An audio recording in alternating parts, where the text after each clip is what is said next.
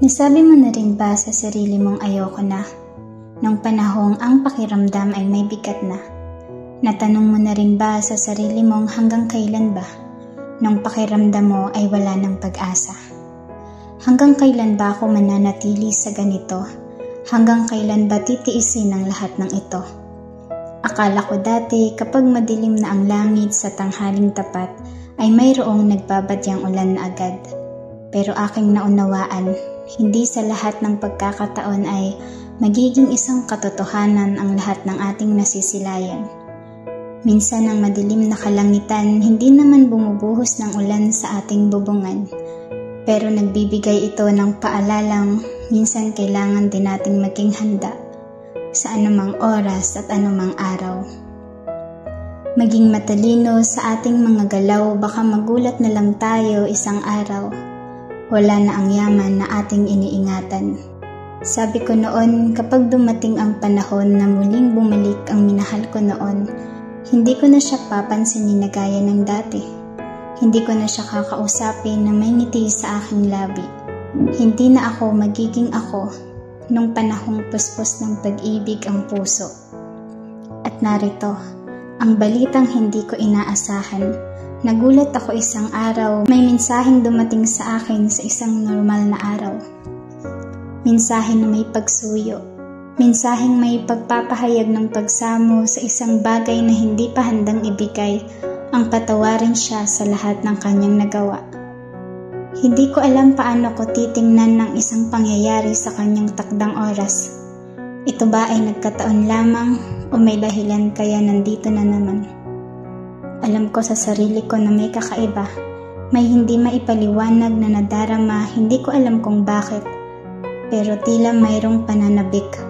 Sinabi ko noon na hindi na uulit pero heto na naman ako. Inaaliw ang sarili sa kilig. Gaya ng ulan, pinapaalala nito na hindi lahat ng bagay ay magtatagal. Kaya hanggat maaari ay aking iniiwasan na maramdaman ang ganitong bagay. Dahil sabi nga nila, ang kilig hindi nagtatagal. Ang kilig ay isa lamang pakiramdam at hindi ito isang pagmamahal na kapag iyong naramdaman ay sasabihin mo na ang salitang mahal kita. At oo, napapagod na ako, napaulit-ulit na maramdaman ito sa'yo, pero hindi rin naman nauuwi sa totoo. Tila ang lahat ng kilig ay isa lamang panaginip, hindi na naging totoong pag-ibig. Kaya sa panibagong pagkakataon na ibinigay sa atin ng panahon, hindi ko maipapangako na kaya nating ibalik ang mga alaalang nakalipas na sa atin. Dahil kung ang tanong ay ibabalik sa akin, kung handa pa rin ba kitang mahalin, kung ang tadhana naman ang nag-udyok sa atin ay aking sasabihin at aking aaminin, hindi ka nga mahirap mahalin, hindi ka nakakasawang hintayin.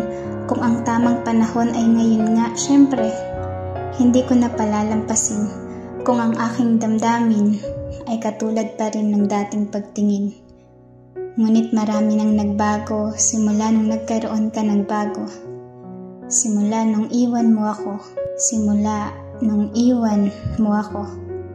Maaaring sabihin kong oo, mahal pa rin kita pero hindi iyon dahilan para balikan ka.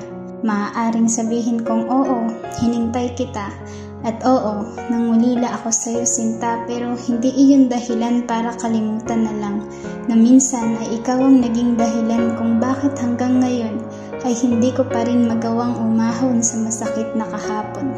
At ngayon, sa pagsisimula ng aking bagong istorya, heto ka na naman, muling nagpaparamdam tila isang kaluluwang ligaw na hanggang ngayon ay hindi pa rin mahanap ang daan patungo sa kapayapaan.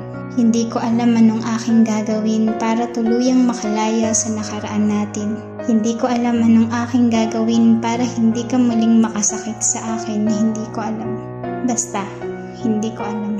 Ang tanging naiisip kong paraan ay ang hindi ka na lang pansinin. Lahat ng iyong pagpapapansin ay akin na lamang dededmahin kaysa ang muling sumukal na alam kong sa dulo ay ako ang magiging talunan dahil sa damdamin mong walang kasiguraduhan. Kaya kung isang araw ay magulat ka na lang na biglang hindi mo na ako maramdaman ay iyo sanang maunawaan.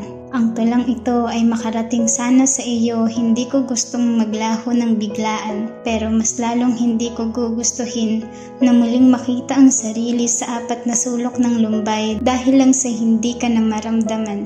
Hindi ito sa paghihiganti dahil alam kong may mas makapangyarihan akong kakampi.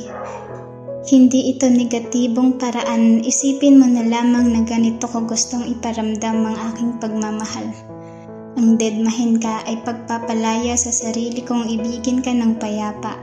Ang dedmahin ka ay aking panangga sa mga sakit na pwede mong magawa. Ang dedmahin ka ay ang aking payapa. Hindi na ako maghihintay na muli mo akong kausapin dahil kapag ang mensahe mo ay hindi ko pinansin, alam kong hindi mo naman ako kukulitin. Hindi mo ako hahabulin dahil hindi mo na rin ako kayang mahalin. At hanggang ngayon, alam kong ako lang ang nagmamahal sa atin. Hindi naman siguro ikasasama ng loob mo kung sa pamamagitan nito, tinatapos ko na kung anong mayroon tayo. Pinuputol ko na ang linyang nagkokonekta sa ating dalawa. Kaya sa kahuli-hulihan ay aking sasabihin, minahal kita ng mahabang panahon. At sapat na siguro iyon upang sa ngayon, sarili ko naman ang bigyan ko ng pagmamahal. Sa ngayon, ay ako naman.